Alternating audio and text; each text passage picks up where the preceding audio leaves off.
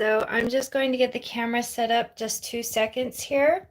And let's go ahead and we're going to paint a pumpkin. So I'm going to set it up here on my stand. All right, let's begin. Now painting a pumpkin is very, very simple. I'm going to show you the basic idea, and from here you can move on to make some really cool pumpkins. So the first thing I'm going to use is a plate. That's where I'm going to put my paint. I'm using acrylics. You can use watercolor and oils, but the technique is going to look a little bit different than if you use the acrylics. The acrylics are more fast drying, so this technique I'm going to show you will be easier with acrylics. I'm going to use some paper towels. Always need some paper towels on the side for cleanup and wiping off your brushes. I'm going to use a 1-inch square, and I believe this is a 1/2-inch square, and I've got a 1/4-inch square, and then I have an angle brush. I always love angle brushes. All three of these are acrylic, and this one is horsehair. I will be using a fork to make the wood. I know it sounds super awkward and weird, but trust me, it'll make some really cool marks. And lastly, I will be using a small little round liner brush. That'll help with the vines at the very end. These are the orders I'll be using the brush in. All right, now I'm also going to be using my marker so I can have a basic idea of where my pumpkin and the layout's going to be, so that way I don't have to overpaint everything, and the pumpkin's going to show up nice and bright if I don't have a dark undercoat underneath. I have my water pitchers. Now I am a firm believer that I like to wash my brush twice because, I don't know, a little perfectionist in me wants to make sure that I get all of the paint out of the bristles. So I like to have two. This is my dirty water and this is my clean water for a second rinse. I have this canvas stretched over a wood frame, and it already has a design on it. I had done this for a class a little bit ago, a couple months ago, and I had this extra canvas laying over, and so I figured, yeah, instead of using a new one, I'll use this one because I really don't have any plans for this one. It was a fun little class I did with the kids, and I think next year, I always like to change every year. I don't want to paint the same designs over and over again. So I don't think I'm going to use this bunny, even though he's super cute. Okay, I like to fold my paper towels in little squares just because they last longer and it's a little bit easier, and I don't need that much space, and they're more absorbent to do that than to just lay them flat. Now think about the wall. Is your canvas going to look cooler with vertical or horizontal? Now with the pumpkin, because it's fat and chubby, I think horizontal for me is going to work better. Now I'm going to think, where is my pumpkin going to go? Now I'm teaching this class just so that you can learn about the pumpkin itself, and then you can go on from there and add and do different things. I'm just showing you the basic idea. So for this, I'm only going to do one pumpkin. Now I do believe off-centering is a good idea. So like, let's say we put the pumpkin here. We could put the pumpkin here, right in the middle. But if we do that, it's not that visually stimulating. It's more basic and not as fun to look at as if we were to off-center it into one of the corners. I'm sure you know about the rule of thirds, right? If we dissect the canvas into three areas this way, and then we also dissect the canvas 3 times this way, if you notice, these little areas right here where my fingers are where those lines will intersect. If we put an object within one of these areas of the canvas, it makes the eye want to move around the canvas more. It's more visually stimulating to look at. So because of that, I'm going to go ahead and put my pumpkin on this little corner of the area. Okay, so another thing we can do is we can either paint the pumpkin first or we can do the background. I think for this particular piece, because I also want to show you how to paint wood, and I think painting the background would be good and then painting the pumpkin. So I want to also keep as much of the canvas white as possible where the pumpkin goes, because that way it'll be easier. I won't have to paint down a white layer to get the orange to really pop. So I'm going to take my little marker here, and you can use a pencil, You don't have to do this, but I find it's easier to have a road map. Now I'm just going to say that my pumpkin kind of comes off canvas here ever so slightly. So I'm going to do a big old circle right here. And that's going to be my pumpkin. So now it'll help me visualize as to where not to put the background to keep the pumpkin to be as bright, poppy as colors as possible. Now this circle is going to be down here a little bit too. I don't need to draw that in. I could just remember that right here we'll have a little bit of background. All right, let's get started. So the first thing I'm going to do is lay down a layer of brown. You can use whatever brown. I'm going to go ahead and use kind of a darker brown.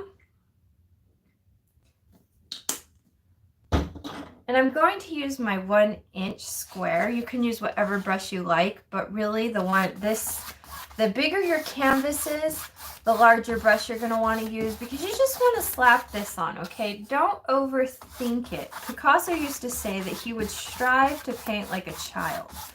Don't overthink it and just get that paint on there.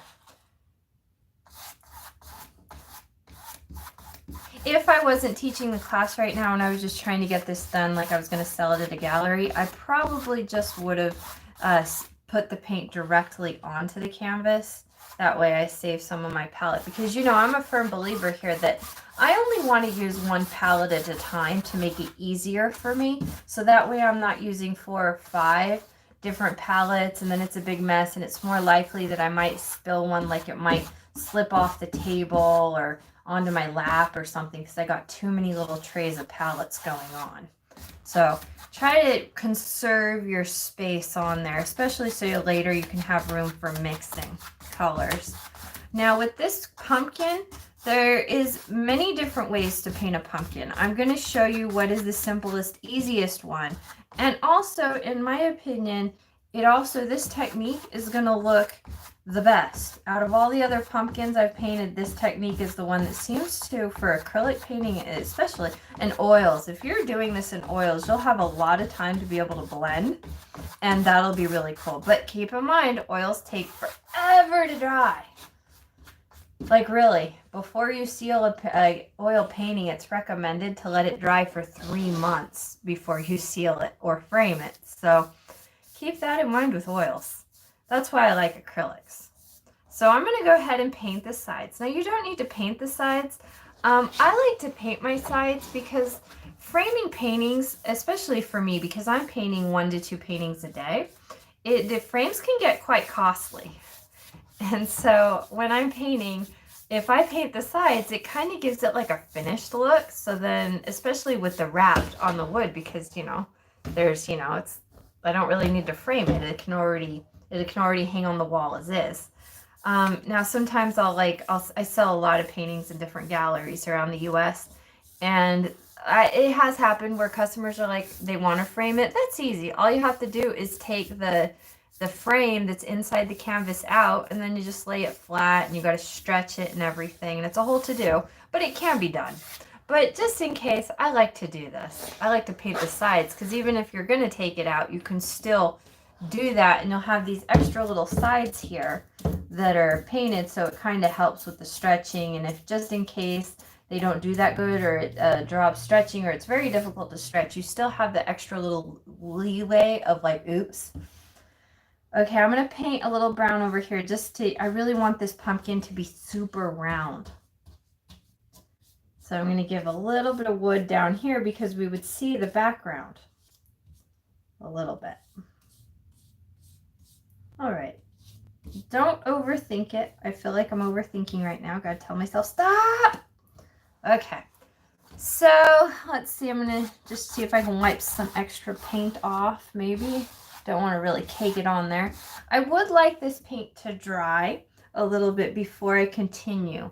This will help with the wood technique. If I were to immediately do the next step now with it being super wet, what's going to happen is it's just going to blend and it'll turn into more of a lighter brown skin tone, and then it's just not going to be very woodsy. I want to have a big pop of color between the brown and the white. So what I'm going to do is allow it to dry. Now it does not, and I would recommend, don't allow it to dry fully. Now you'll notice it's not going to show up that good on camera, but I'm sure if you're painting with me, you see that your paint right now is very super shiny. Mine is really shiny. When it's shiny, that's when it's dry. It'll get more matty when it's, excuse me. Whew, I had a little dyslexia moment there. I mixed it backwards. When the paint is shiny, that means the paint is still wet. When it dries, it'll get more of a matte finish. And I know, common sense, we all know that, right? But it's happened to me before where I'm like, oh, I think it's dry. And then I go to pick up my canvas and oh, geez, it's wet. And then you smear and it's all ick and all you're dirty. So yeah, just look at it first. Okay, now while we wait for that to dry, I know I've done this a million times, but I'm going to do it over again because I think this is actually worth noting and remembering the proper way to clean a brush. Now, if you have a ton of money and you don't mind wasting and all that, go ahead, just throw it away when you're done. But these, you can get many uses out of these brushes, you know. Don't be throwing your brushes away if you don't need to, right?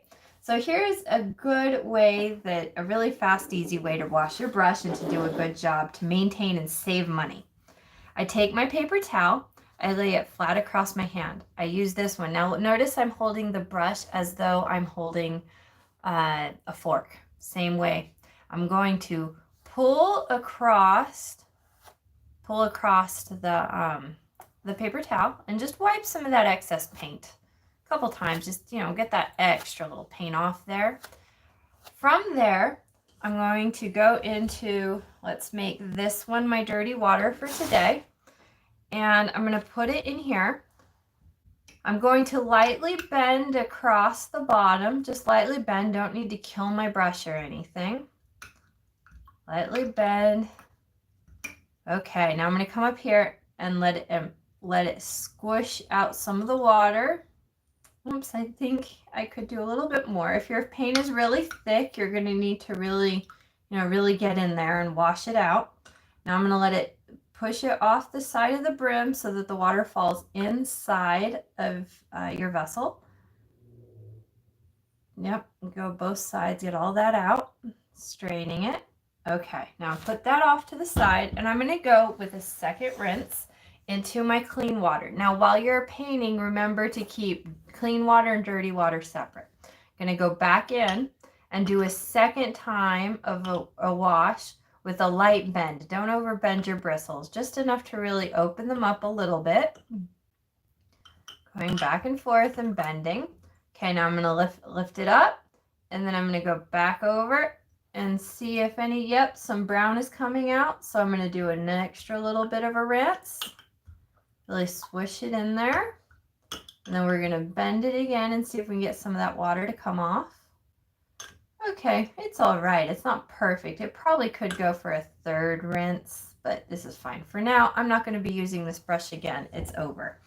So I'm going to go back with my paper towel, go back over, and I'm going to hold it like a fork, and then I'm going to pull across. Don't push. And see, just ever so little bit of brown to come out, so it's pretty clean for the most part. Gonna flip it over, do the same thing, see if more brown comes out, and yes. But I'm kind of done with this brush, and for the most part, it's pretty well, oops, that's okay.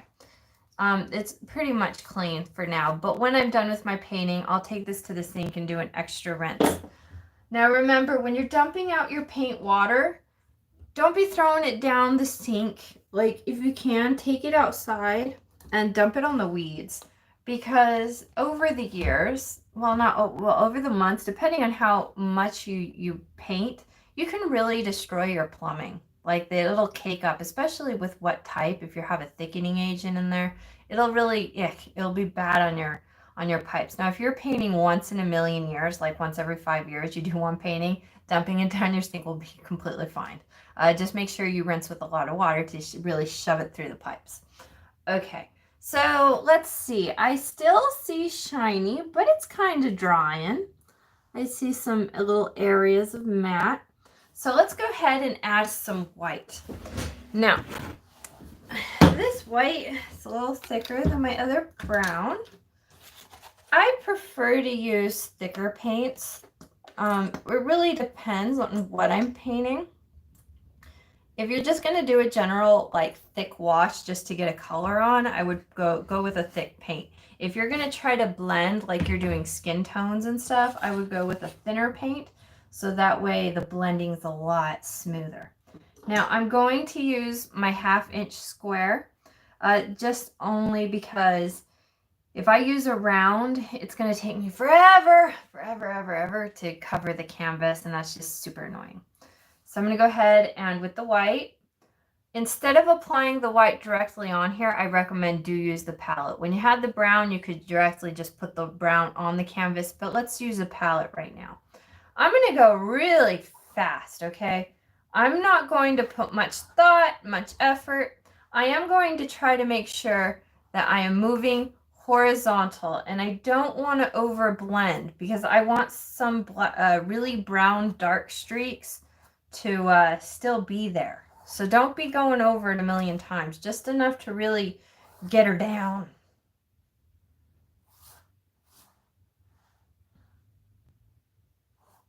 Just enough to coat her with some brown. If you over blend, then what's going to happen is you're going to start getting some skin tones and all that happening. And we really want to have a distinction between white paint, brown paint, and all the shades in between.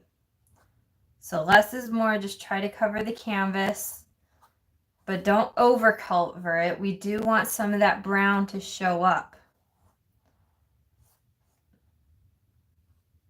Okay, now I'm also going to paint the sides just a little bit, just to, you know, wrap around the canvas, the cohesiveness. Don't over stress it. Just, you know, a little, oops. Oh, geez, I got paint on my shirt. Oh, well, that's okay. Now with these sides here, notice I'm just going through. Okay, I got on both sides. Now, this happens. When I went sideways here, you can see that it's not following the grain. So here's what I'm going to do. Without adding extra paint onto my brush, I'm just going to quickly do one of these bits. And that's just going to help those paints on the side. If I go where the pumpkin is a little bit, that's okay. Just a little bit. Just going to, yep, and see how that's going away on the side there? There we go. So it works. Going to take this, wipe it off just like I showed you before. We kind of do want to work quickly on purpose. We don't want the white to dry yet. I'm going to take it, wash it into my dirty water, bend the bristles. I'm going to take it, wipe it up, bend my thing over, wipe it. Oops, some of that paint's still there. So now I'm going to take a second rinse into my clean water. And then I'm going to wipe it again. Ooh, look at that. All clean. Nothing's happening now. Yep, that's what we want.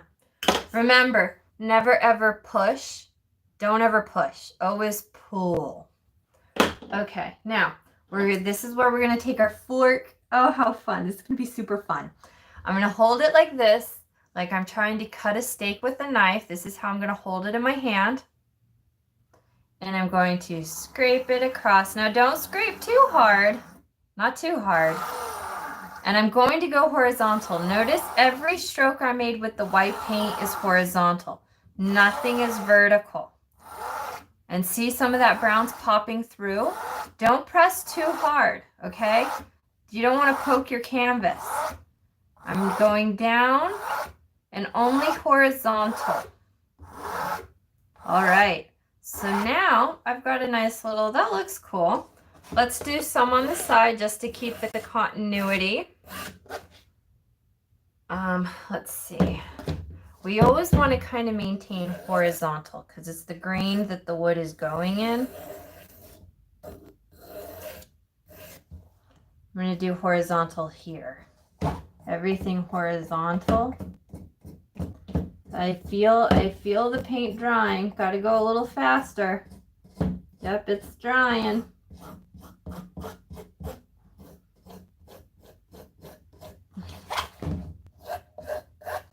Okay, I'm going to get this one really fast. Remember not to press too hard. We're just scraping and everything has to be horizontal. Once you start going vertical with any of the brush strokes of the white paint or with the scraping, it loses the effect. All right, it's looking good. Okay, so now I'm going to go back over and do little strokes. Lots of little strokes. Same thing, but little strokes. Now, do you see the difference? Look at this side of the canvas versus this side. The little strokes, they're really helping.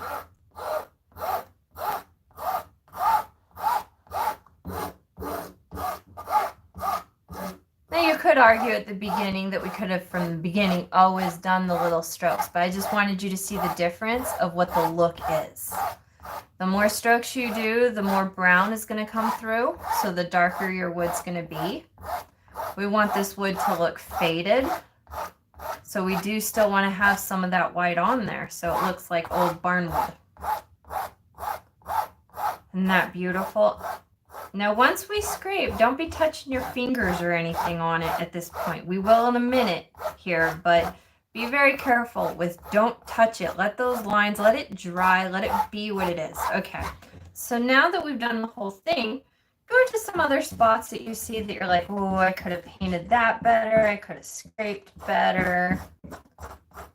Now, at the end, when you're completely done, and if you absolutely hate what you've done, allow the paint to dry all the way, completely dry all the way. Once it's dry, then you can paint some more brown over again. But I recommend to allow it all the way. See, doesn't it look like wood? Super cool, huh? Yeah. So this is one type of how to do the background that is super unique and fun. Super country, right? Totally country.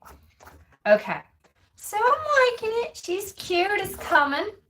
I'm going to take my paper towel and just wipe off the fork. Get it off. I like to clean as I go because this painting's like, so I think we're like 20 minutes in here. I like to, we're going to put it off to the side so that way it's not drying and caking on everything. Okay, so I do strongly recommend from here to allow the paint to completely dry all the way before you do the next step. Now, I still kind of want to continue teaching this class, and I want to stop and start and make a whole thing with the video production and editing, so I'm just going to continue from here. But if you're at home and you can stop and pause the video, go pause the video now, take a break, maybe go ahead and clean this brush and put it away. And all right, I'm going to go ahead and notice how I'm saving space everywhere. I still want to save space on my palette. I'm going to bring out just a little bit of orange. I don't need a whole lot, okay? When you're squirting out your paint, always close your caps, okay? This stuff costs money, so yeah, don't waste your paint. Only squirt out what you need. I think about squirting out like 1 tablespoon at, 1 teaspoon at a time. It's very rare on a canvas. It pretty much never happens usually that I ever take out a tablespoon of paint. It's usually a teaspoon. Okay, so now we want to think of our pumpkin. I kind of want to do it 3D. So if I were to do the stem up here and just continue this guy to be around, then he doesn't really have that 3D look in a way that we're looking down or up. Get what I'm saying? Like we would be looking straight onto the painting. And that could be super cool. But typically when we look at pumpkins, they tend to be lower than our eye line. So we're always usually looking down at a pumpkin. So because of that, I'm going to have the stem, instead of the stem start up here, my stem is going to be down here. So while I paint the orange, I want to keep that in mind. So I'm going to go ahead and let's see. We can go with our little guy, but he's going to take forever to cover this area. We want to get a base tone down first. So I'm going to use my 1/2 inch square. Take some paint. Again, probably I could have just squirted the orange here to begin with, rather than just putting them on my palette. But, this is a good habit to be in, to using your palette. Because, yeah, you're going to waste a little bit of paint for the residue, but not a whole lot. I mean, especially if you're not squirting out a whole bunch. So what I'm doing here is I'm applying the orange, and I'm I'm doing what's called a base coat. So it's just one big base coat to get it orangey.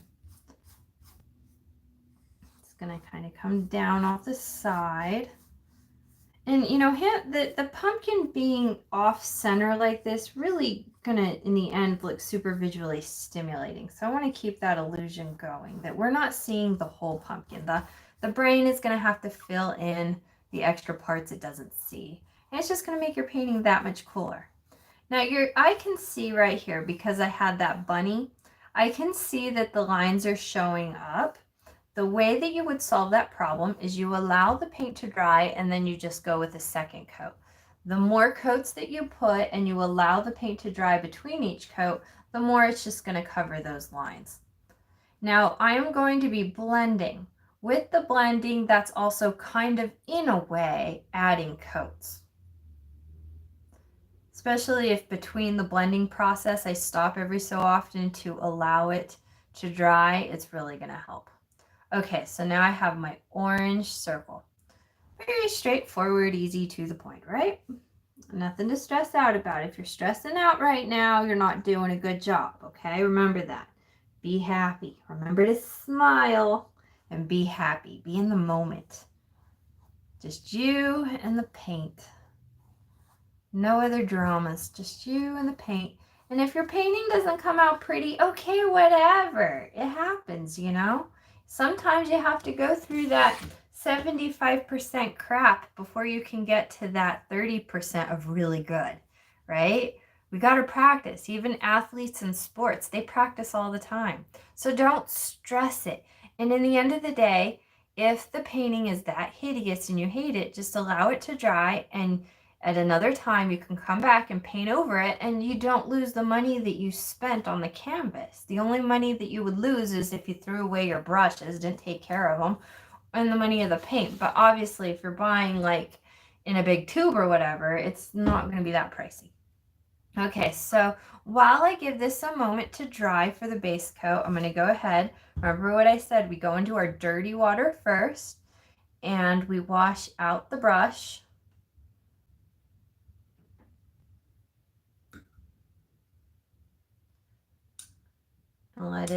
Let some of the water drip out. I can still see there's quite a bit of orange in there. I'm going to go back into my clean water and do a second rinse. You know, I've never really used to do second rinses until I started getting more involved with painting. When I started more like selling in galleries and being more professional with my art, then I started doing this. And I've noticed doing a second wash on my brushes really, like, yeah, it's good. You don't get mud.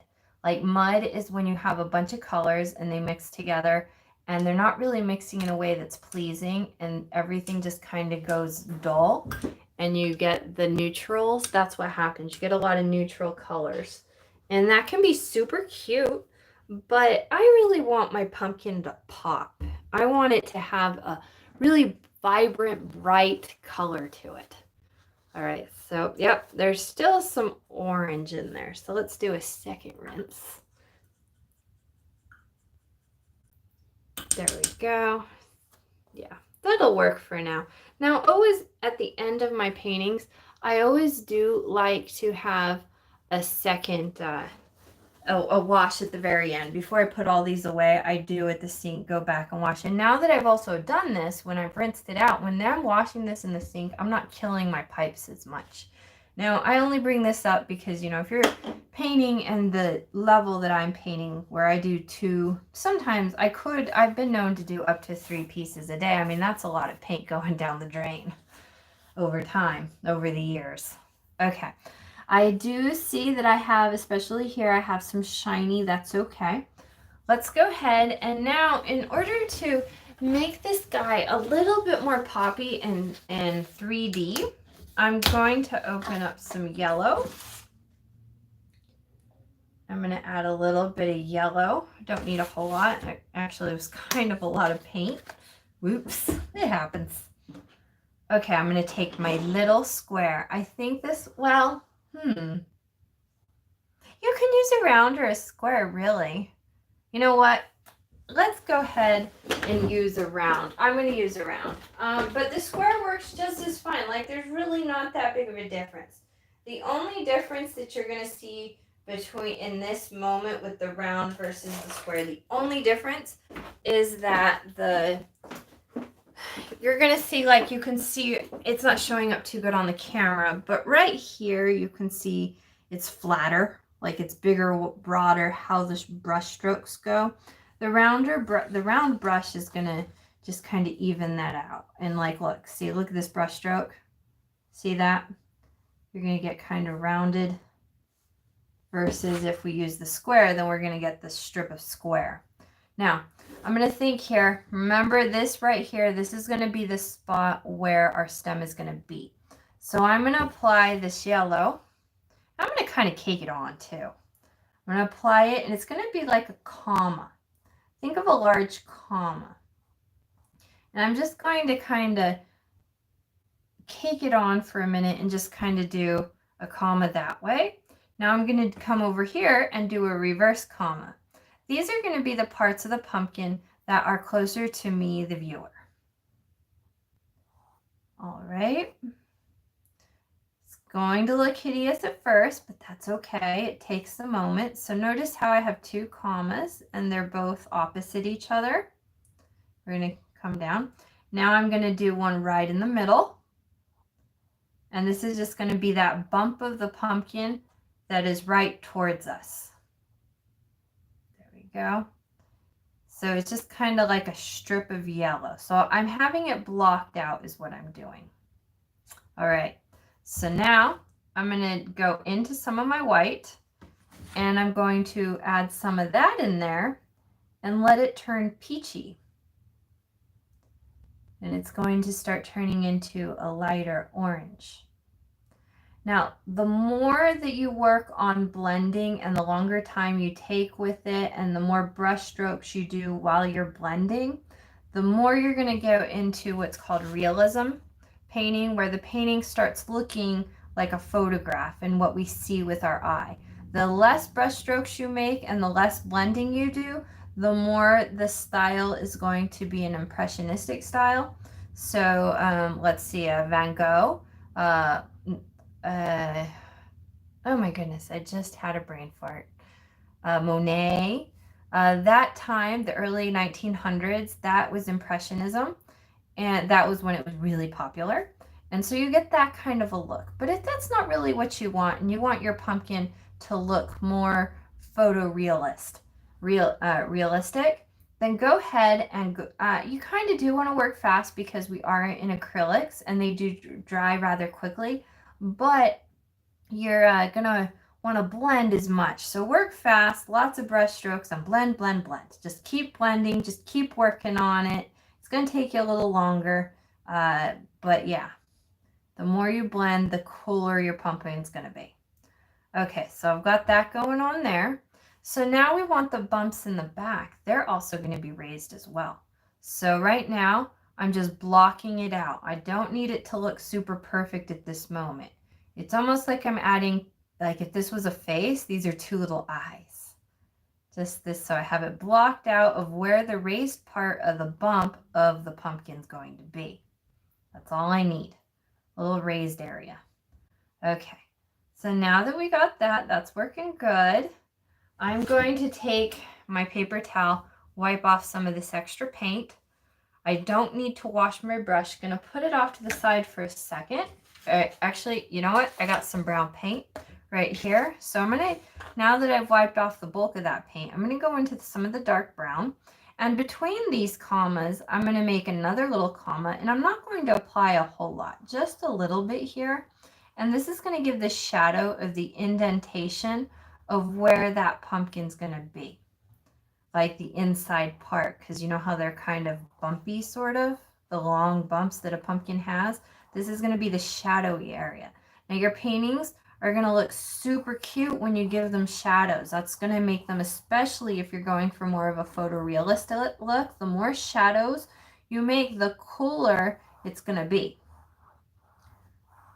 There we go.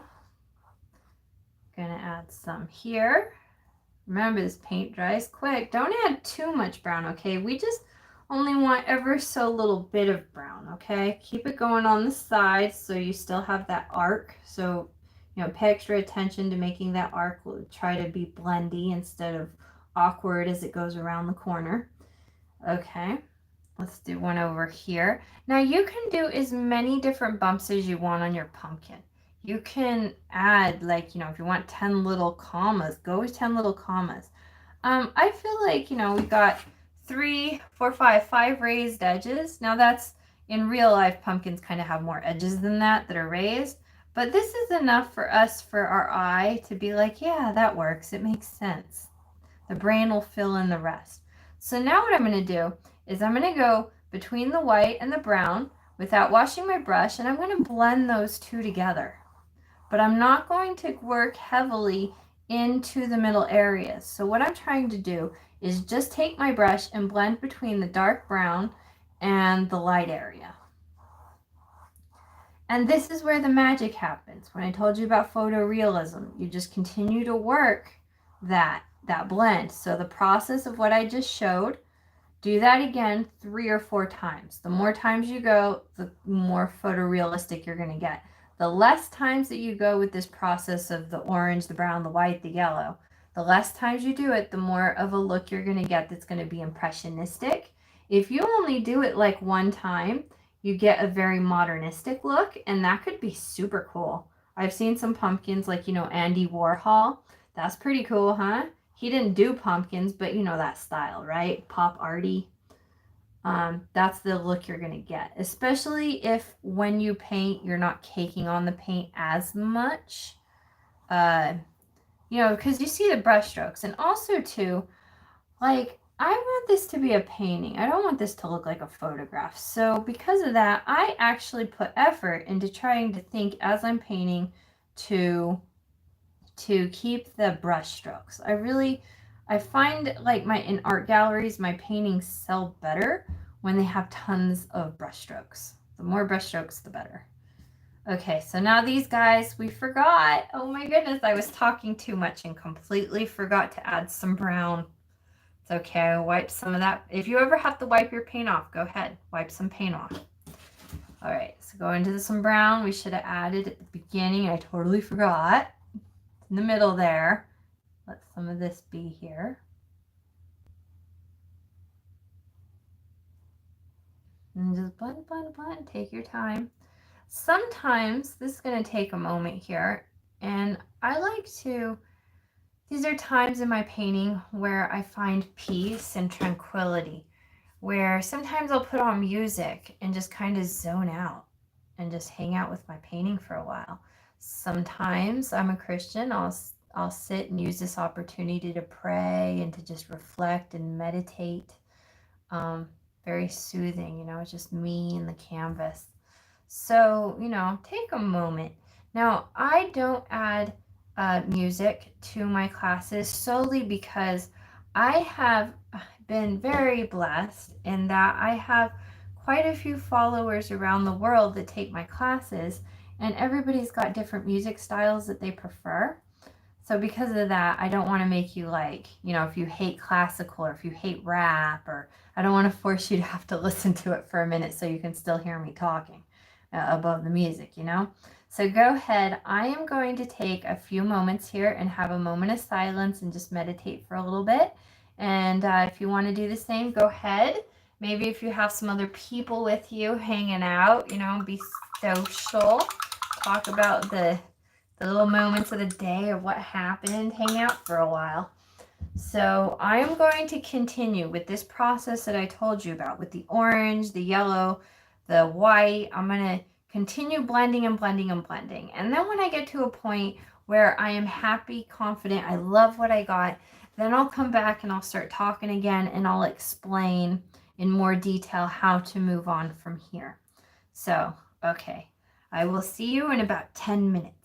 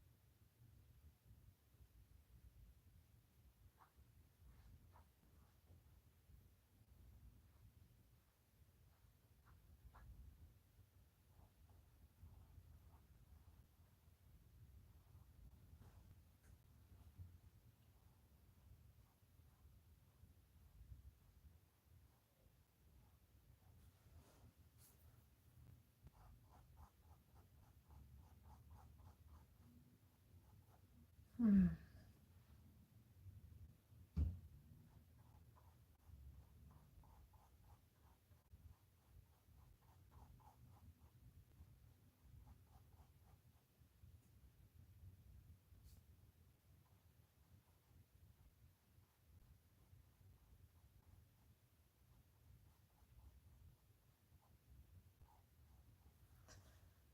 It's coming along. I'm liking it. It's pretty, yeah.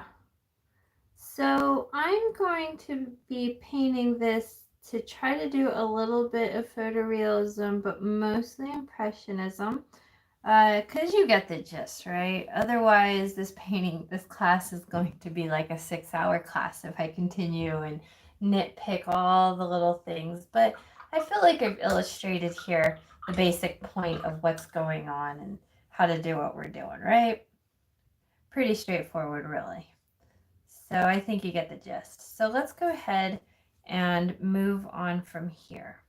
If you are still painting and you're not done yet, that's okay. Just pause the video, and then when you're ready to go, just start it up again.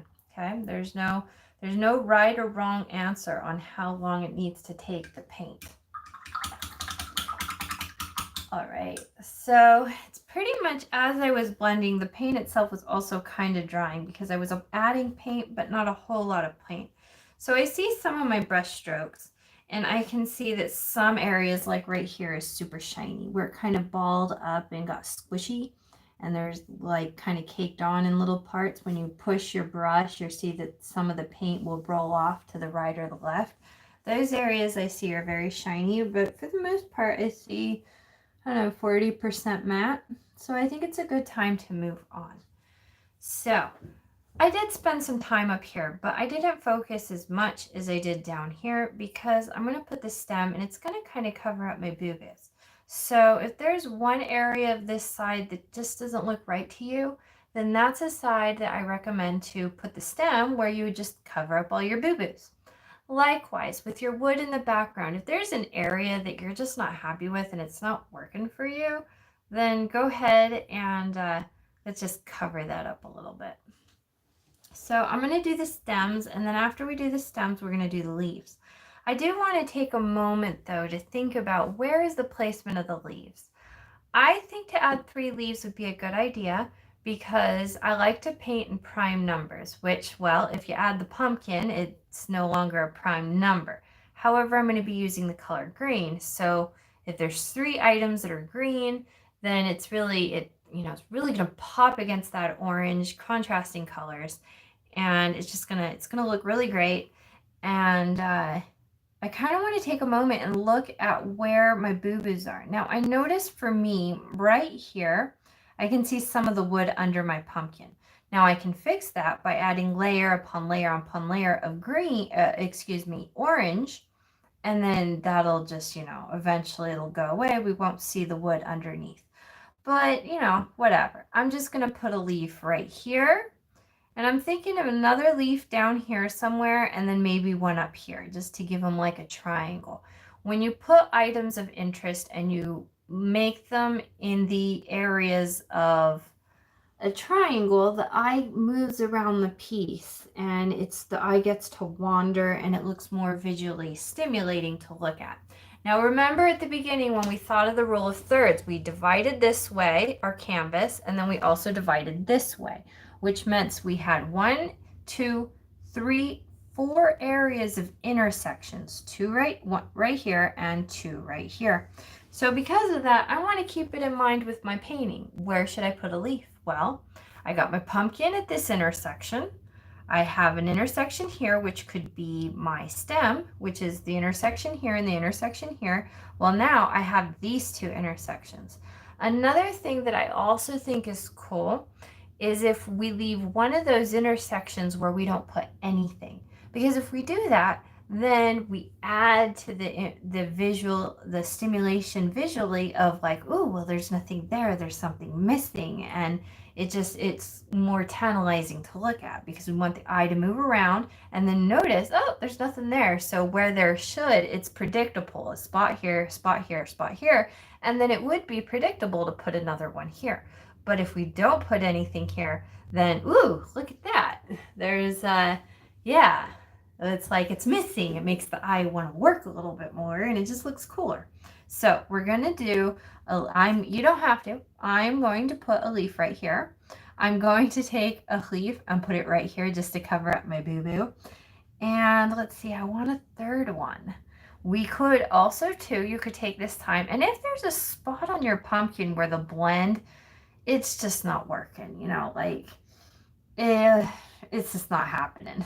That's also another good spot to put your leaf because no one will know. We'll cover it up and no one will know. Now, I do recommend at this point to allow your painting to dry all the way completely. If you're done painting your pumpkin and you're all like, you're not going to touch up the background and you're just happy with it, allow it to dry and then move on with the next step. I am going to do the next step right now just because I don't want to have to do a lot of editing with this video and I just want to kind of, you know, I don't want this class to be a 10-hour class. So I'm going to go ahead and use my, okay, if you don't have one of these, go ahead and use your square brush. I am going to use a square angular brush. Now, do you see the difference between the square is flat on the top? The other brush is angular, so it is square. However, this side here, it angles to one side. This one is angling to the right. The way that I'm holding it, the right bristles are longer than the short bristles, the left bristles. This is why it's called an angular brush. These make better leaves easier because they make things pointier. Now I'm going to show you a pretty cool technique. Now, if you've never done this before, I strongly recommend practicing on a sheet of paper many times until you can do it really cool and then do it on your canvas. So if you're doing this for the first time on your canvas, it's pretty likely that, you know, your leaf's not going to be perfect the first time you do this technique. So I would practice a little bit first. I did. When I first learned this technique, I had a notepad of a big thick one, and I literally painted leaves on all the pieces of paper, and since I've practiced so much, I feel now very confident with the way I paint leaves. Okay, so I'm going to go ahead and turn my canvas because I want my leaf to point down, and I don't want to be straining and turning my neck and my arm and being all awkward as I paint. You know, I don't like doing that. So instead, I'm just going to turn my canvas. I like to turn my canvas so that the point of the leaf is straight. So my face is over here, right? So I'm looking this way. And so because of that, that's why I angle my canvas in this direction so that the point of the tip of the leaf is the one that's facing away from me.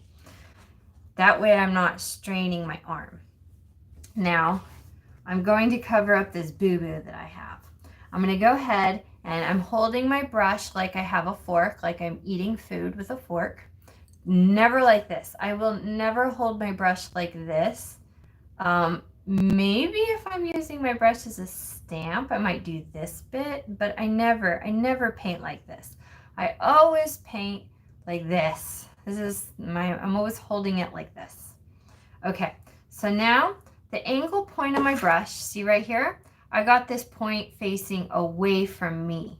That's very important to help me make that point of the leaf very pointy.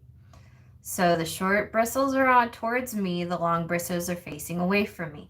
Now I'm going to take my paint and I'm going to pick up some paint on this side only. I don't really need to pick it up on the other side. So look, when I turn my paint, and this is in my brush, when I'm painting, all the paint's going to be on the bottom side.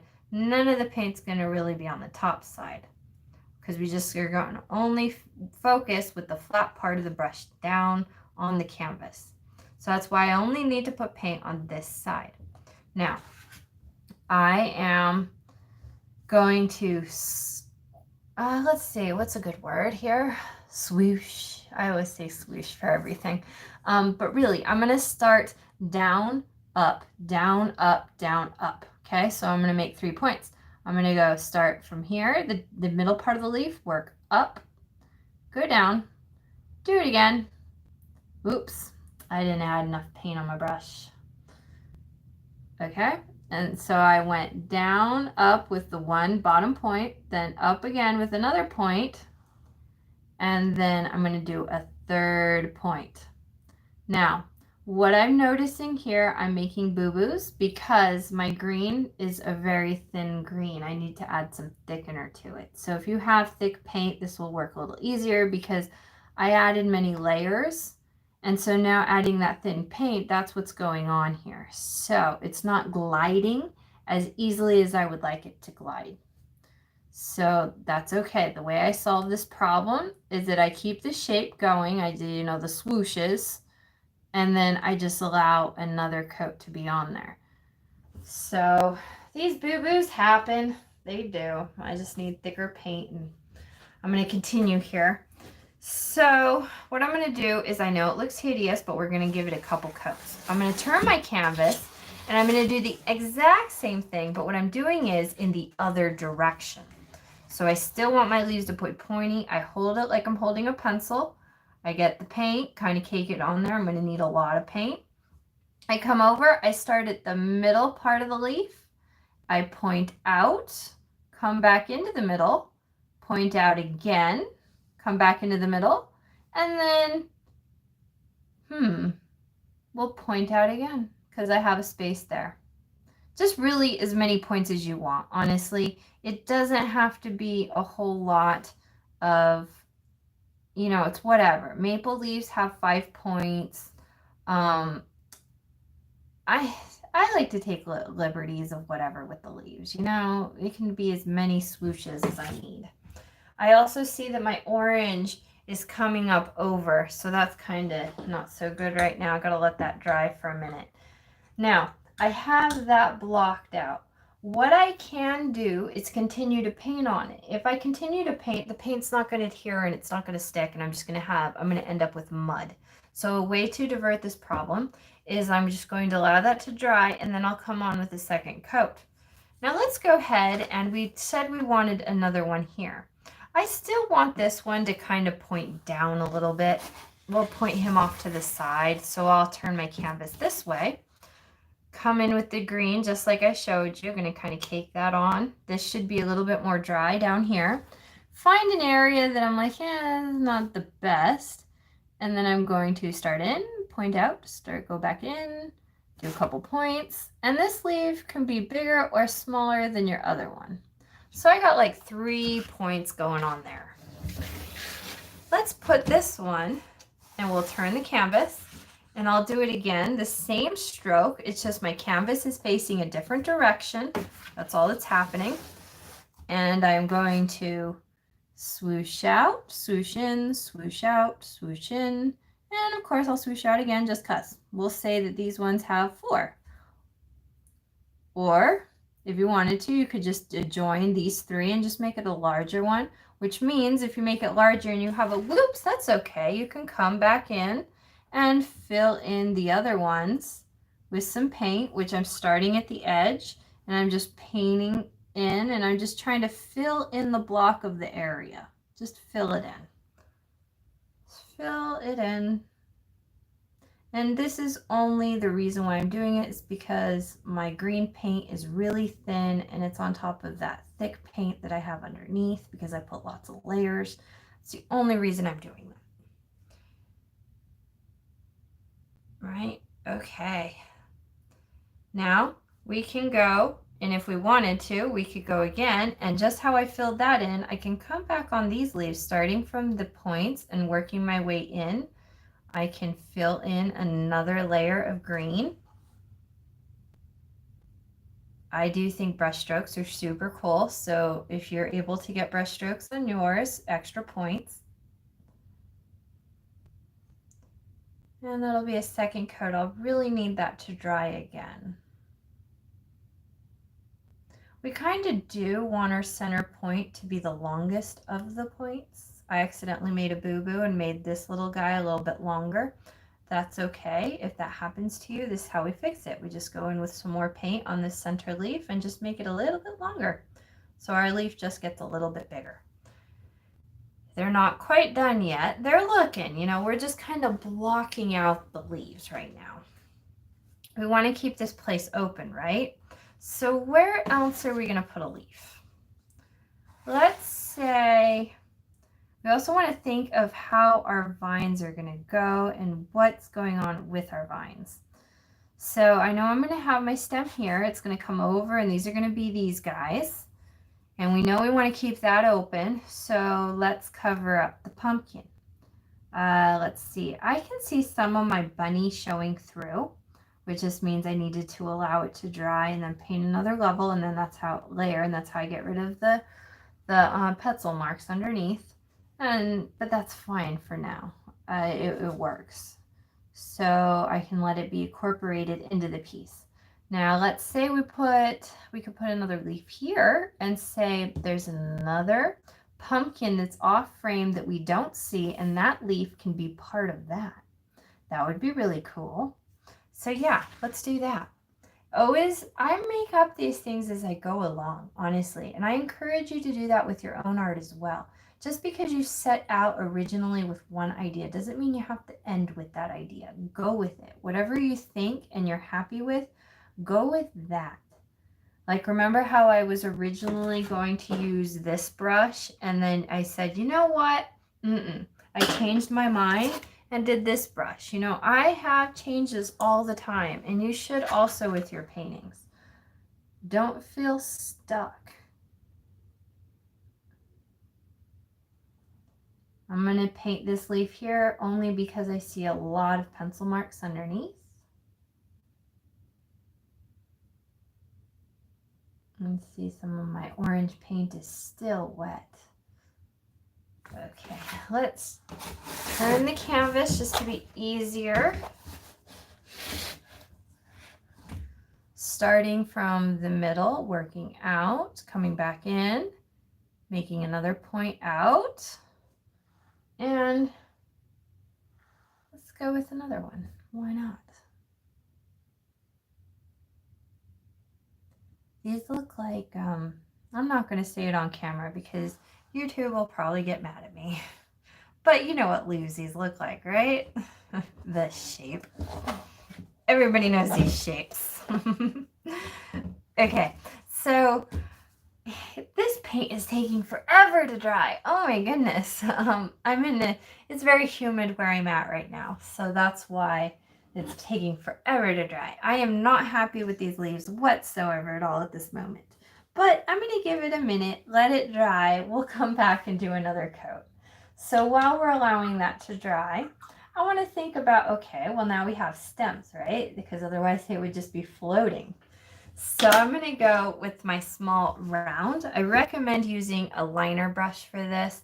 I'm going to first make the map of the idea of where they go, and then after I make the road map, then I'm going to go fill in and add extra and be super cool. But for now, I'm going to know that my stem, remember, whichever side you're not really happy with and it's just not working for you, that's where your stem's going to be. That's going to cover up the boo-boos, okay? So he's going to be here. He's going to be kind of thick towards the base. I'm going to make the base like a triangle. See how I'm doing a triangle here? Okay, so now I want to, he's going to be curly and happy. So this little stem's going to come here. He's going to loop around. He's going to come under here because he's cool. It's going to go to this leaf. Yep, that's working. And then we want to stay away from this area. We're going to want to, let's say he branched off. And when he branched off, it was like meow. And he branched off, and here's another leaf. And remember to keep these lines really skinny because we are going to make them thicker and more prettier. We're just getting the basic idea of where they're going to live on the painting. Now remember how we said, let's say there's a pumpkin off frame that we can't see, but he's still got some stuff going on with him, you know, we can see some of his stems. We know his leaf is going to be here. So how about we say this guy is going to have a little curlicue and he's going to come here. And then let's say there's, you know, there's more. We want to have some more happiness happen here, right? So he's got another little curlicue here. Just cuz. Fun little curlicues of just cuz-ness. Now I'm holding my brush. Look at how I'm holding my brush before you do this little curlicue. I'm holding him up high, and this is helping me to be extra free. I'm not going to hold my brush down here because then if I do this bit where I do little hash marks, it's just gonna, I press the bristles too hard together. It's gonna flatten out the bristles, which is gonna make my line extra thick. And I don't want that right now. I want a thin line. So I hold my brush up here and I just lightly, ever so lightly, go around. See, just lightly, I'm hardly pressing the bristles down. And that's what's allowing me to make such a skinny line. Okay. Well, like that curlicue, we could curlicue in the opposite direction. Like, let's say this guy, his branch doesn't stop there. He still has like a little bit of a curliness to him. So let's put his curliness over here and he curls. Yeah, that works. And then we can give this guy, let's say his little branch comes down here and he curls in the other direction. You can make as many of these as you want to. I noticed that overlapping really makes your paintings look very 3D. See how 3D, it really gives some depth there by overlapping onto the pumpkin. So now what I'm going to do is I'm going to take a quick moment here and I'm going to fill in, and I still want to keep these guys as skinny as possible. Super skinny. But I kind of want to make them, you know, good, like pretty lines.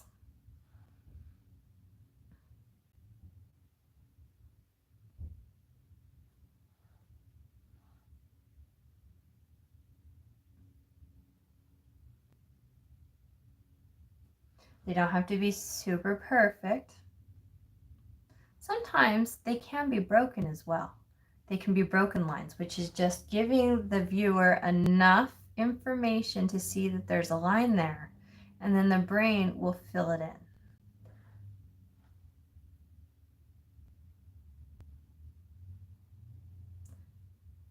All right, so I'm going to take a moment here and I'm going to meditate and have a good time for a few minutes. I encourage you to do the same and relax and go ahead and work with me and do these. And let's see, when you're done, fast forward if I'm not ready with you yet, and we'll move on to the next step.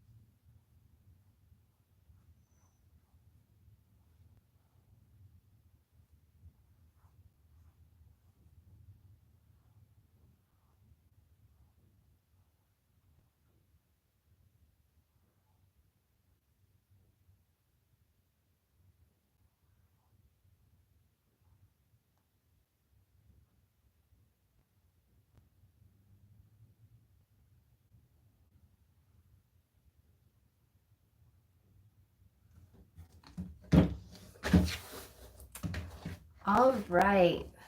So I wanted to say that when it comes to the stem, make the stem that's closest to the pumpkin a little bit thicker than your nice little curly cues. These guys want to be skinny because they are new growth on the plant. But when we get closer to the plant, we want it to be thicker and wider. So make your branch a little wider.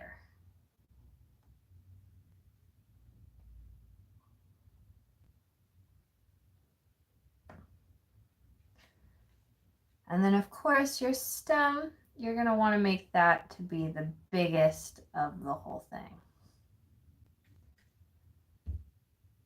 It's like a little umbilical cord.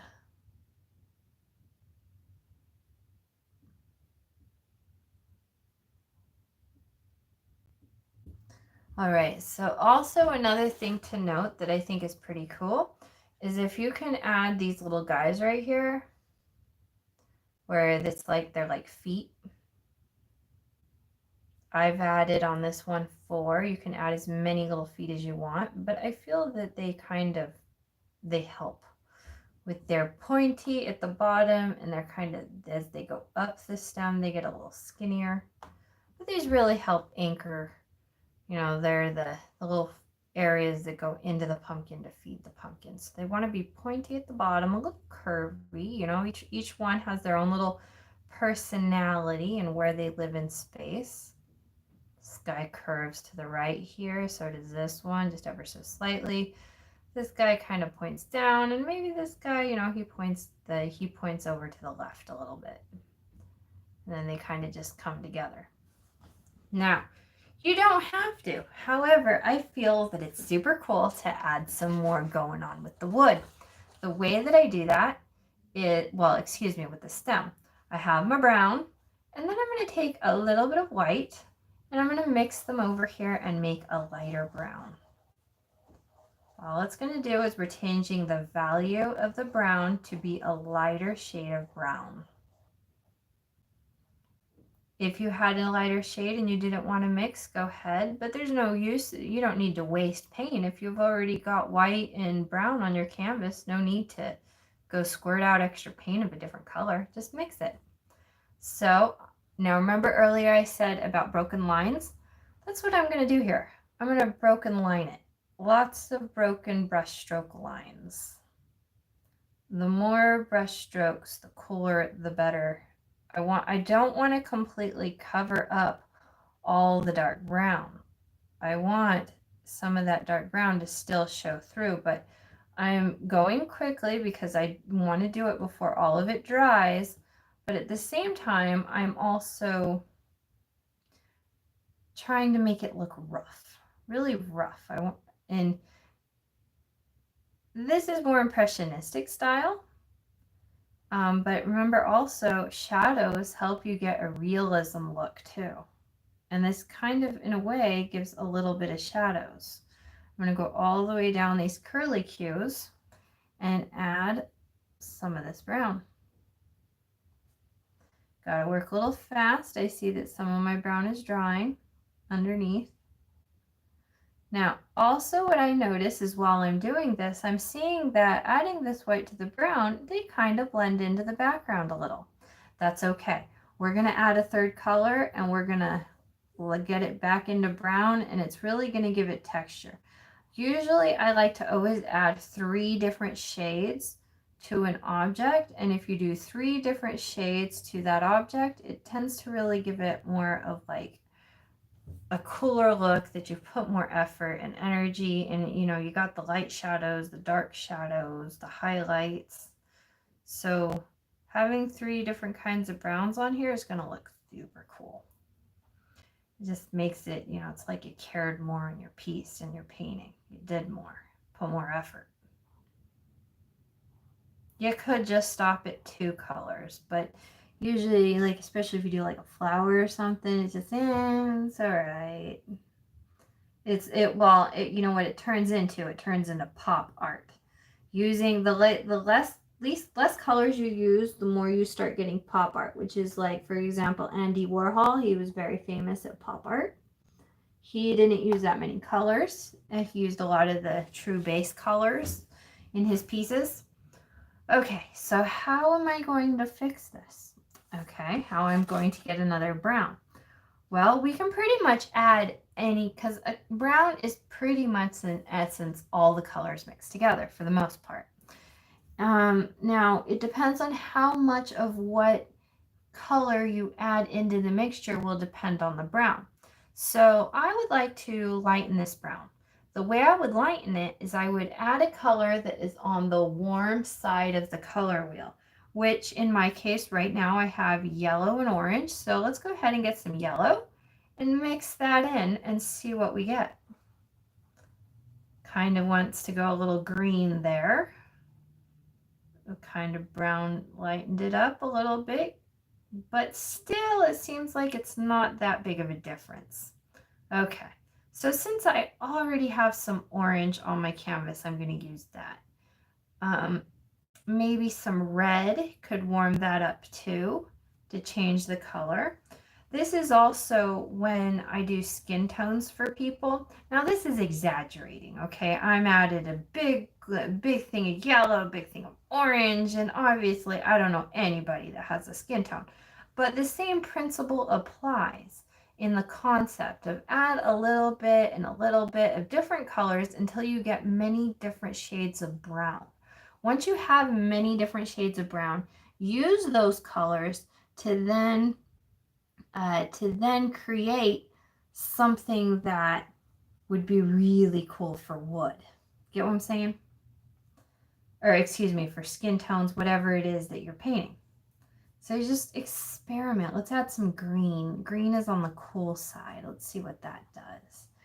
And honestly, I did study at the university and all this stuff, but I didn't really truly start learning this until I myself just did it. You know, it's like they can tell you all this stuff in books and everything, but it isn't until you actually go and practice and work with it and really mix it around that you find colors and that you really work with it.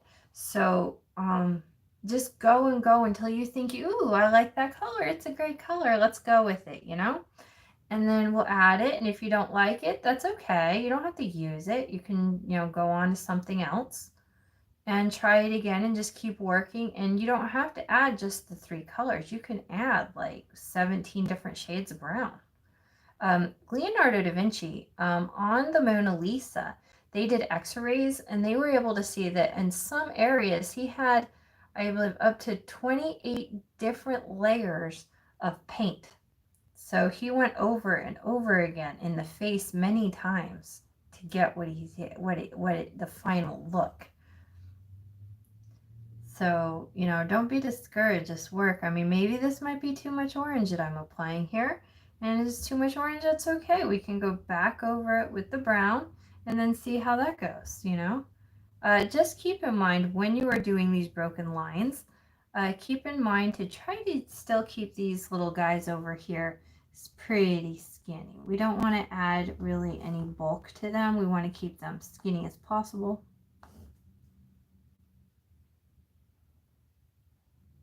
Because, you know, they're the new growth on the plant. All right, so this is coming along. It's looking woody, like a vine. So also too, this is late fall. We've cut the pumpkin, and the pumpkin is, I mean, I would assume with the wood background right here that the pumpkin has been cut off the vine and has moved and is probably over by the barn somewhere. So because of that, I would assume that the stems would be a dark brown because, you know, they're no longer getting fed water. And, you know, we want the pumpkin to look very, like it's healthy, it's ready, it's the time, it's its peak time of the year. If we were to do this and add a green vine and we had a big juicy pumpkin, it would give the look that the pumpkin is still on the vine. And also too, naturally, even when the pumpkins get kind of big, the vines, you know, it, you know, it takes its cue from nature and it's like, okay, I'm done. And it's going to continue its life cycle and the vine will turn brown anyways, even if it's not cut because it's getting wintry. So that's why I think the brown's a good way to go with this one. All right, this is looking pretty good, but I feel like might have added too much orange hue into that. So how can I fix it if you hate what you got and you don't like it? You can go back over with your original brown, and just as you did the broken lines, we don't want to cover up everything. Only where you feel that maybe you've gone a little overboard with the colors and you're like, yeah, it's not working for me. That's where we want to paint this dark brown over. And we also want to do it in a way that is broken lines. So we don't cover up all those other cool areas, because even some of that orange, even though I'm not super happy with it, I still kind of want some of it to show through and give diversity on the vine. This is a very impressionistic style that I'm teaching you here right now for this vine. And it's in a way, a little bit of a lazy approach because I'm just smushing on the paint. I'm not really blending and putting a lot of brain power into this. I'm just kind of going quickly, making lots of little dashes, lots of broken lines, and letting it be what it is, you know, letting it just happen, not as it just unfolds. Don't overthink it. I think that's where I get success in my paintings that are very impressionistic, is when I don't overthink and I allow it to just happen. Now some of this orange here is still, because I'm moving very quickly, is still kind of wet, which is blending a little bit, and that's actually extra cool. That's giving me more of a photorealism look by allowing the paint to kind of blend a little.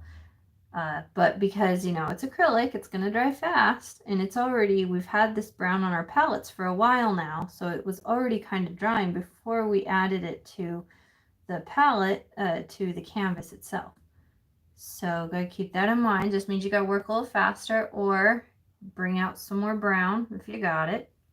But I'm like not going to use so much more brown, so because of that, there's no need to waste more paint because, you know, I got enough. I can figure it out here and, you know, just try to get a basic swooshing on all of the parts, all of the areas, so that way I don't have to bring out some more brown, you know, just, yeah, laziness, I guess, saving money a little bit maybe, but also, I'm trying on purpose to think like a child, and that I don't want to be a perfectionist here. I just want to let things unfold the way they unfold. I like it. It's good. It's working. It's okay. It's good. Yeah. Okay. Now, if you are doing photorealism, now would be a time I would say go ahead, wash your brush really good. how I showed you earlier how to wash a brush, I recommend just, do that. The same thing. All your brushes, like I do them roughly, they're pretty much all the same basic concept of how to wash them. They're just, a round or a square. Okay, so now if you're doing photorealism, a thing that I recommend now is on some of the little areas we want to do a highlight and we want to show that the light is shining. I'm going to say that my light is coming in at this direction. So because of that, now I'm going to be a little impressionistic in the idea that I'm going to not heavily blend. I'm just going to go in with my liner brush with some white, and all of the areas that would be touching in this direction, I want to highlight. So for example, on the right side of this guy, he's got a little bit of white going on. Just a little bit, just a little highlight, okay? Not much. I'm going to give him a little bit of highlight over here. This is going to be like a shiny, like the light is bouncing off. Everything that is like on the top right area. Kind of want to think of the angle too. So all the top right areas, just the little highlights.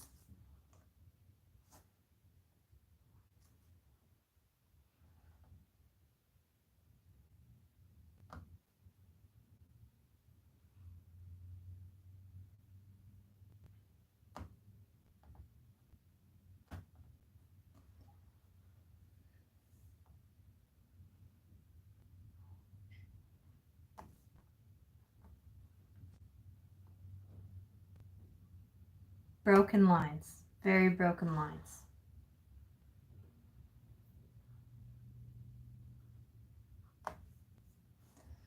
That's looking very highlighty. One thing I've noticed as I'm doing it, I'm seeing that this white is really blending in with my background, and I'm not super happy with that. So one thing I can do to fix that is just use the lighter brown instead of doing the white, which I do like the white. I think adding a touch, just a hint of the white is super cool. I usually do that on most paintings, but it's all right. Like it could have been better, right? So what it could have been better is I'm going to go back over one more time, and I'm going to when I go back over, I'm just going to go into a lighter brown. I'm going to take some white, go into this that I have, and add the value. I'm going to change the value because I'm adding white. Yep, look at that. It's almost a peachy color. That's very light brown. I'm going to add some more brown here. That's more brown, so it's a little bit brown or peachy. Ugh, look at that. That's a really pretty skin tone. That would be a good shadow color for my skin in a painting. I like that. It's pretty. Okay, so I got a good mix. I like it. I'm gonna go back over and just add. No, you know what? Too skinny. Yep, too much of skin. How do we solve that problem? Well, we can add some extra brown in here, or we could probably add some blue. Some blue should work, but my blue's on the other side of the room right now, so I'm just going to go ahead and add some brown. Yep, brown that up. Basically, I'm just trying to get a different shade than what I had with the other brown. That's all I'm really doing. I'm getting a different brown, but I would like it to be slightly brighter, a lighter brown. How it'll stand out there. So now I'm going to go, oh yes, yeah, I like that much better. There we go. So I'm going to go where some of the white is and just kind of go over some of the white, not all of it. You know, the more broken the better. And just add those little highlights there. And it'll really help with the 3D look of the painting. Break up some of the white where I just kind of went a little overboard.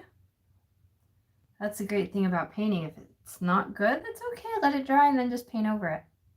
That's all you got to do. Very simple, basic. Don't stress out too much. We always like to tend to, I know I do, tend to be a little bit of a perfectionist at times.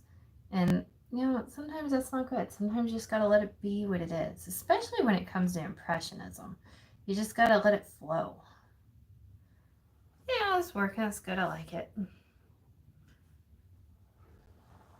I do see I kind of went over a little bit too much areas of the white. That's okay. We could go back in there and fix it. Probably add a highlight here maybe because it's on the top part. Always to the top right is really more what we're looking at.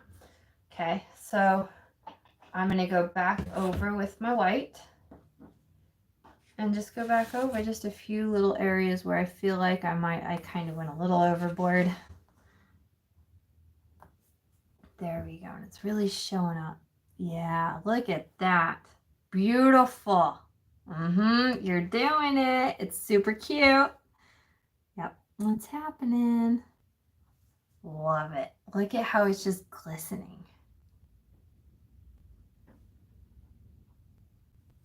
I'm so excited to see how your paint turns out when you're done. I really want to see it. Send me a photo.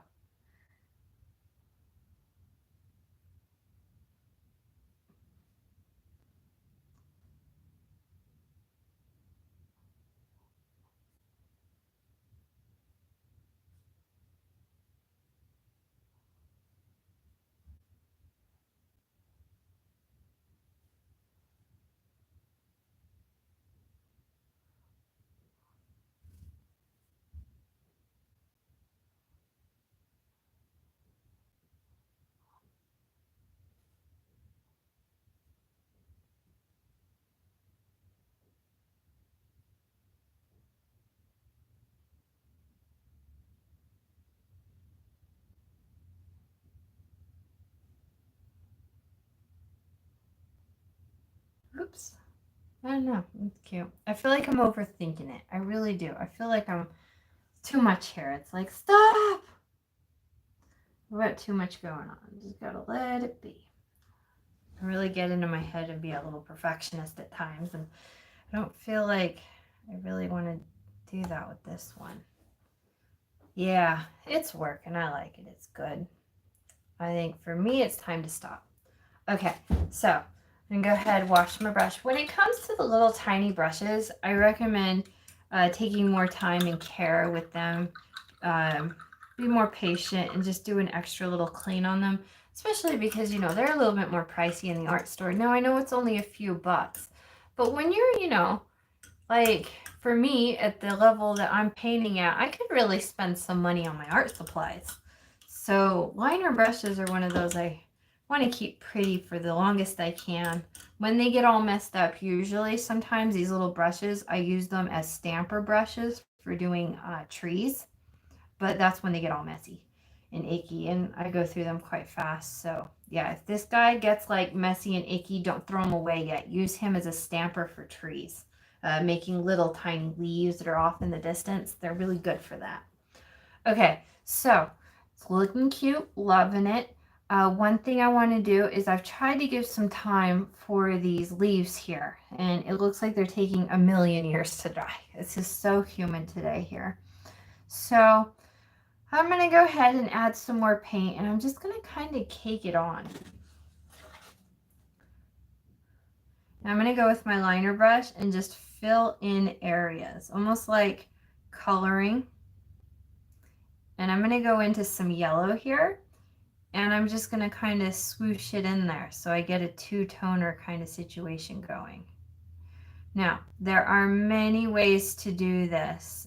Some people, they call it the double-loaded brush technique. I think that's an awesome technique, and that's originally what I was going with here, but I realized as I was painting, my base coat was really thick and it just wasn't working with my thin green that I have, and I need to mix some medium in there to make it thicker so that I can thick on thick kind of situation. But really, when you're working with that, you want to have a really blendable paint. So this one was kind of a fail on that, but I'm showing you this. And this is a happy way to do things. I mean, look, isn't that not cute? I think it's cute. I like it. It's working. I'm trying to get a lot of brush strokes in there. Lots and lots of brush strokes. Love the brush strokes. More brush strokes, the better. And I'm starting from the inside of the leaf and working my way out. Now by doing this, what's happening here is that it's like naturally, by trying to do this pattern with the way I move my brush, it's starting to make the leaves look like they have little veins. And that's what I want. That's why I'm going from the outside in. I'm basically going vertical on all the leaves. I'm not doing anything horizontal, just lots of vertical here. I'm going back and forth between adding some green on my brush and adding some yellow, and just back and forth until finally I have a leaf that I'm really happy with. I am trying to keep my sides pointy a little bit. If you have to turn the canvas, go ahead and make it easier for yourself. Don't make it hard, make it easy. And this is pretty much it for the most part. I'm going to continue doing these leaves until I'm really happy with them. Now, when you're done with your painting, I have a rule with myself that it's done, it's done. I don't want to have to revisit it at a later date. I already have all the colors out. I'm sitting here, might as well finish. I do prefer to finish my paintings in one sitting, because once the paint dries, it's pretty much, it's dry. You got to kind of really repaint over those layers again. Like if you had oil paints, you can continue to work because they're going to take forever to dry. So the next day, if you treat the paint right and everything, your palette, you cover it and stuff, and you add some water, let it be humid, add some medium to it when you come back, and that paint's going to be flowy all over again. So, just take your time with the oils. But with acrylics, I don't really have so much of a luxury besides just repainting over what I got.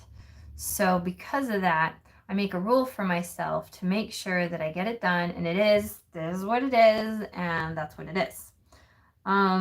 So right now I'm just going to take a moment. I'm painting these leaves, and I'm also taking a moment and looking at the rest of my canvas and seeing, is there anything else that maybe I could fix? It's just not like I could have done better on. Take that time now and really think about it. And if there's something you want to fix, go ahead and fix it.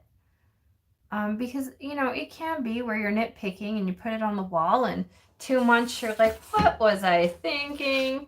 But even so, when that happens to me, so what I do also is I'm like, paint another painting, that was a good practice. It was, I learned some things, and we'll move forward from there. Not every single painting you do has to be your magnus opus. We set out to try to want to do that, but, it took a while for me to figure out how to do a pumpkin, It just doesn't, paintings just don't happen your first time doing it. I've been painting for a lot of years.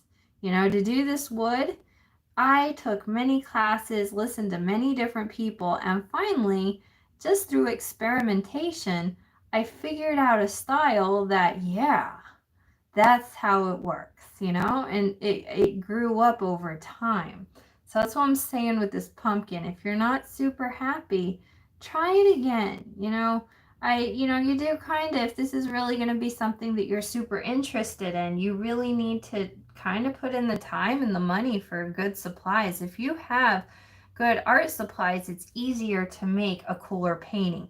If you have really inexpensive student grade paints, you're not going to it's going to be harder to make those really cool, awesome paintings, because the quality is just not going to be there. That's like trying to make a delicious steak and having a ribeye and you're grilling it. No, you want to start with a sirloin or a New York strip. You want to save the ribeye for the crock pot, for other things. So it's like that with painting. Depending on what you're doing and how you want your end result to look, that's what type of supplies you should be using, especially with brushes too. There are some brands I like more than others, but really honestly, in all the years I've been doing this, every brand has good brushes and bad brushes. Same with paint. You just gotta, you kind of gotta experiment with what you like. It's really just all about experimenting. When you do a leaf, every time you do a leaf, practice and try to do a different kind of leaf. You know, just try to see, well, okay, I did it this way. Let's try another way to see if maybe that's cooler. And, you know, maybe that new leaf might be, yeah, this is the method, you know. There's so many different ways to paint a leaf. And yeah, just practice. But when you practice, though, like what I did was, especially when I was learning swooshing of the, you know, when it's more fluid paint, which I'll show you in another video. I'll do another one of these, and I'll go more in depth with that. But just practice, honestly, on paper. Save your money in that way and practice, practice, practice, because brush strokes, like when we learned how to do the alphabet when we were little kids, it didn't come out pretty the first time we wrote the letter A. No, we had to write the letter A many times before we figured it out how to write the letter and to really make it look good. It's like, especially we were learning how to write our own names. It took a while for you to develop how to make your signature so it would come out looking cool. Same thing with painting. Same thing with, yeah, just, you know, a while and just till it looks cool. And then when you're happy with it, let it be. And these are very impressionistic leaves. It's almost like, aren't they looking kind of tie-dyed? Like, I'm kind of into it. Yeah, these are fun. I made a happy accident, see? It wasn't working out. I tried something new and got something, and now I'm really happy with this. Had I not had that happy accident, I don't think I would have had these really cool tie-dye leaves happening. Yeah, that was a happy one. I learned something. I taught myself something by going through the motions. How to make tie-dyed leaves. And there you have it. The more you practice, the better you're going to get. So I do all these classes all the time. I have a ton of them on my YouTube and on my website. So, you know, check them out. Check out some other people too. There's a lot of great artists on YouTube right now. So, yeah, have fun. And too, can you please send me like an email or like a text or whatever, or like, you know, hashtag me. Hashtag me in an image on social media so that way I can see it, because I want to see how super awesomely cool your painting came out. I totally want to, yeah. Okay, so I'll see you on the next one. Happy painting.